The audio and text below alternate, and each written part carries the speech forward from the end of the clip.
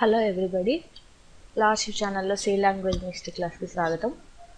So ఈరోజు మనం operators గురించి డిస్కస్ చేసుకుందాం. ఇక్కడ మనకు సిలో కొన్ని బిల్టిన్ ఆపరేటర్స్ ఉంటాయి. అవి ఎందుకంటే మనం మ్యాథమెటికల్ ఈక్వేషన్స్ సాల్వ్ చేసుకోవడానికి ఆపరేటర్స్ ఉపయోగపడతాయి. ఇక్కడ చూడండి, ఇక్కడ అర్థమెటిక్ ఆపరేటర్స్, ఇంకా relational operators, logical operators, bit wise operators, assignment operators అని మనకి ఇవన్నీ రకాలుగా ఉంటాయి. సో ఈరోజు మనం మొట్టమొదలు అర్థమెటిక్ ఆపరేటర్స్ గురించి డిస్కస్ చేసుకుందాం.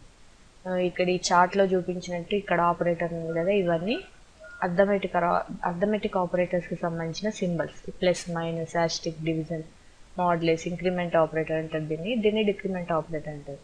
ఈ ప్లస్ అనేది ఎందుకు అని అంటే, ఇప్పుడు ఒక రెండు వాల్యూస్ అంటే 2 ఆపరెంట్స్ని యాడ్ చేయడానికి ఈ ప్లస్ సింబల్ ఉపయోగపడుతుంది. ఈ మైనస్ కూడా అదేవిధంగా 2 ఆపరెంట్స్ని సబ్స్ట్రాక్ట్ చేయడానికి, ఇది మల్టిప్లై చేయడానికి, ఇది డివిజన్, ఇది మాడ్. అంటే ఇక్కడ మనకి డివిజన్కి మాడ్కి మనం డిఫరెన్స్ ఏందో ముందు క్లాస్లో తెలుసుకున్నాం కదా. ఇది ఇంక్రిమెంట్ ఆపరేటర్, ఇది డిక్రిమెంట్ ఆపరేటర్. ఇక్కడ డివిజన్ అంటే ఏంటంటే, జనరల్గా మనకు డివిజన్ చేస్తే కోవిషియంట్ అంటే ఏంటి, భాగఫలం వస్తుంది. అదేవిధంగా మాడ్యులస్ చేస్తే ఏమవుతుందంటే మనకు రిమైండర్ తీసుకుంటుంది, అంటే శేషం డిస్ప్లే అవుతుంది. ఈ రెండింటికి తేడా అదన్నమాట.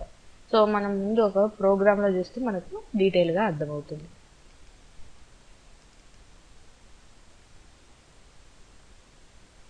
ఓకే, మనం ముందు ప్రోగ్రామ్ చూద్దాం. చూడండి, ఇది అర్థమెటిక్ ఆపరేటర్కి సంబంధించిన ఒక చిన్న ఎగ్జాంపుల్.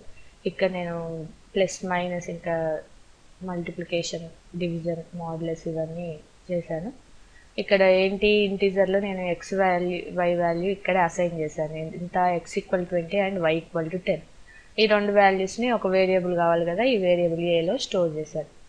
ఇక్కడ ఏమైంది, x + y మీ అందరికీ తెలిసి, ఈ రెండు ప్లస్ చేస్తే ఏమవుతుంది, 30 వస్తుంది. అదేవిధంగా మైనస్, ఇక్కడ యాస్టిక్ అంటే యాస్టిక్ ఏంటంటే మల్టిప్లై చేస్తుంది అన్నమాట.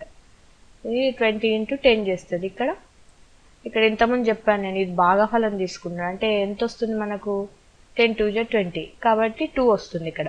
అదేవిధంగా ఇక్కడ మాడ్యులస్ ఏంది, 10 × 2 = 20 తర్వాత మనకు రిమైండర్ ఏమొస్తుంది, 0 కదా. మనకు ఆన్సర్ కూడా 0 అని చూపిస్తుంది. ఒకసారి మీ ప్రోగ్రామ్ రన్ చేసి చూద్దాం.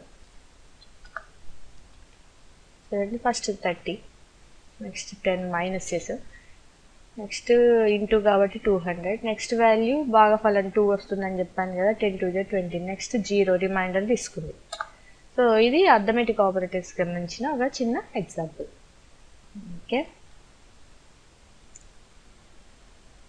Thank you for watching my video. Next క్లాస్లో మనం రిలేషనల్ ఆపరేటర్స్ గురించి డిస్కస్ చేసుకుందాం.